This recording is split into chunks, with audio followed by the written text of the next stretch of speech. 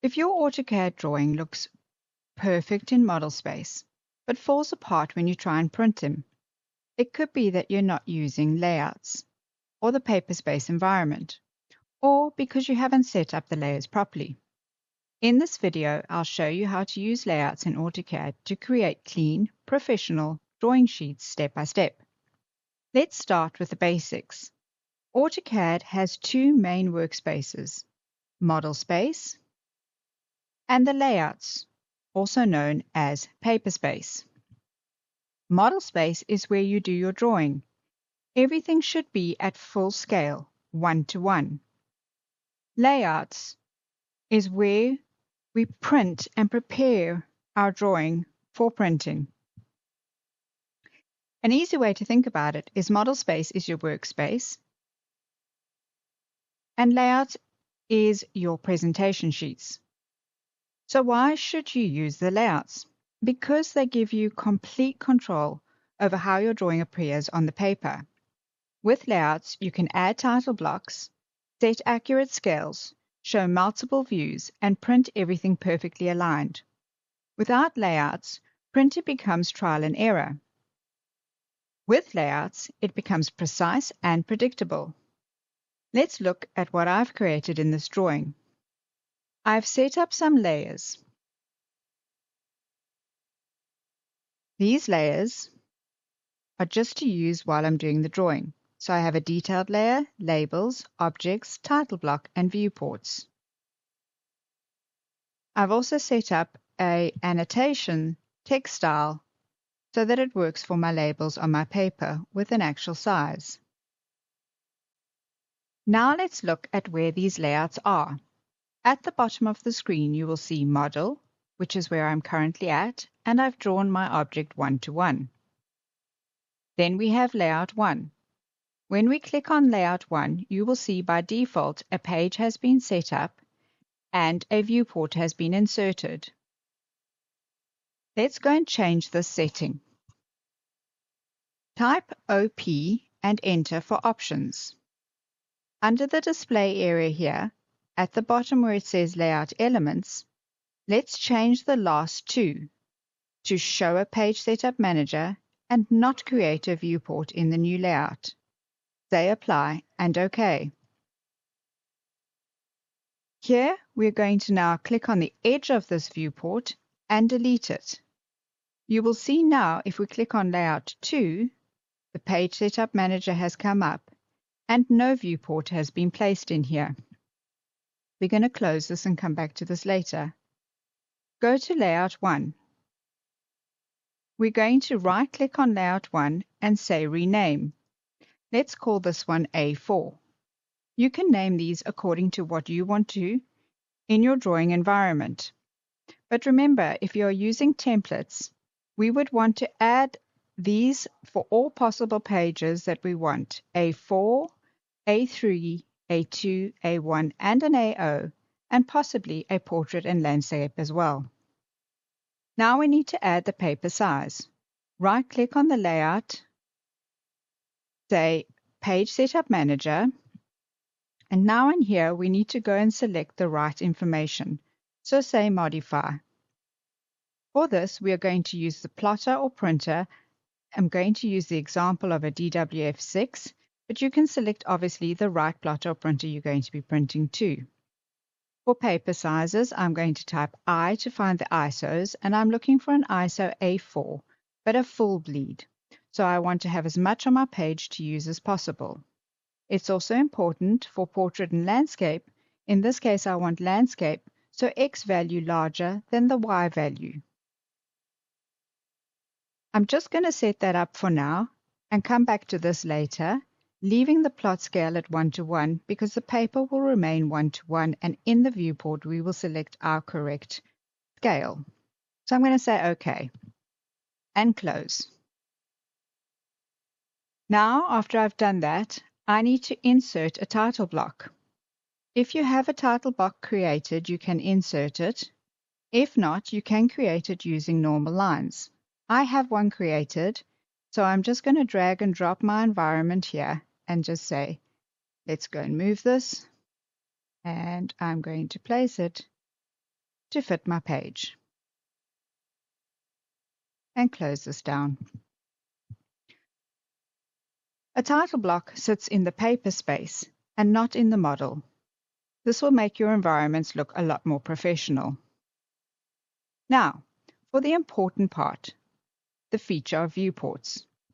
A viewport is basically a window that lets you see your model space in the paper.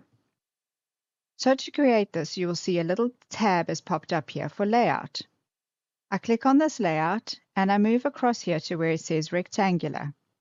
I'm going to place a rectangle just like this over here, and automatically the environment from model is placed here. Double click inside this, and at the bottom of the screen we're going to change the scale. So if I say 1 to 2, you will see that the scaling will change, and I go in until I have found what it is I'm looking for or what I'd like to see. Be careful not to zoom on, because you will then alter the scale factor. So here I'm going to revert back to the 1 to 10, double click outside of this, and I'm no longer in this viewport. In the same way, when I double click in here, if I draw a line, you will see that the line I draw will be added not only to this, but also in the model space. So I want to delete that. I'm going to go back here. I'm still in this, and I know this because it has got a deeper boundary line. I can pan this item as long as I don't zoom in and zoom out. I double click over here. To stop any changes or errors by mistake, I go through and say display and lock that display. Another thing I can do is draw a circle. Just a normal circle, and then position it. I'm just moving this where I want it. And then we need to convert this item. So you'll see in the layout area, I have the ability on this drop down to say object, which means it'll convert this normal circle into a viewport.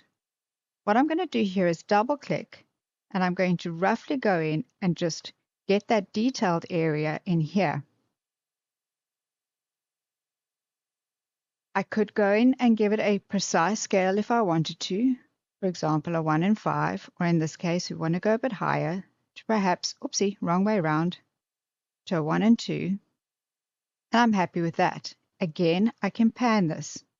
But what I want to show you is I'm going to double click here, and in this area, in this particular viewport, I don't want to see these blue lines. I only want to see them here.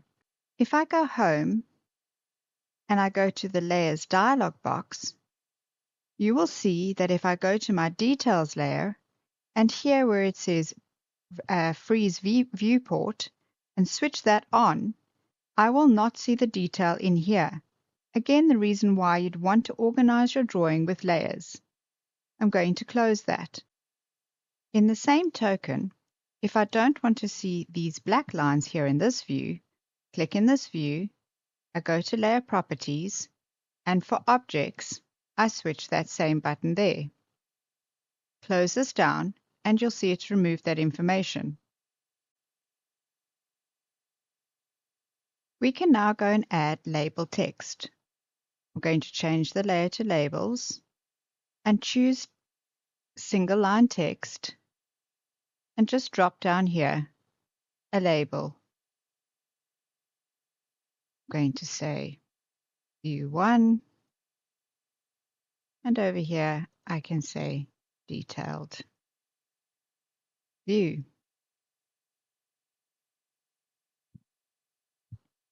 This is up to you and what you'd like to do. But notice this text is only on my paper. It is not seen in my model area, and nor is my title block. We would then go into Layout 2, and you'll see that our option preferences have been applied as far as we're not seeing a viewport. I have gone into this before, and that's why it hasn't shown me the Page Setup Manager.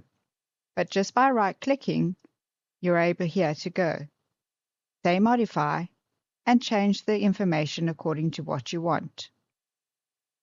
Like I said earlier, you would have a page suitable for each size Add that to your template, and then you have them already made with the title blocks on each page.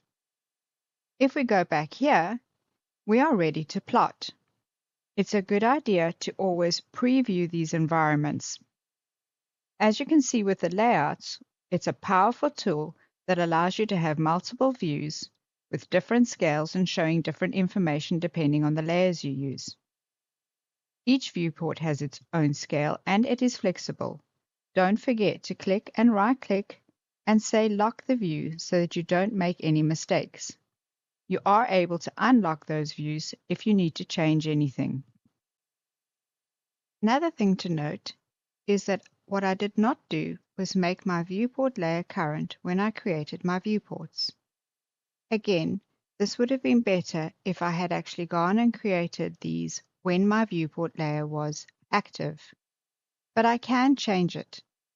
The advantage of this is that, again, it allows me control to whether I want to print the viewport layer or not print the viewport layer when it comes to printing.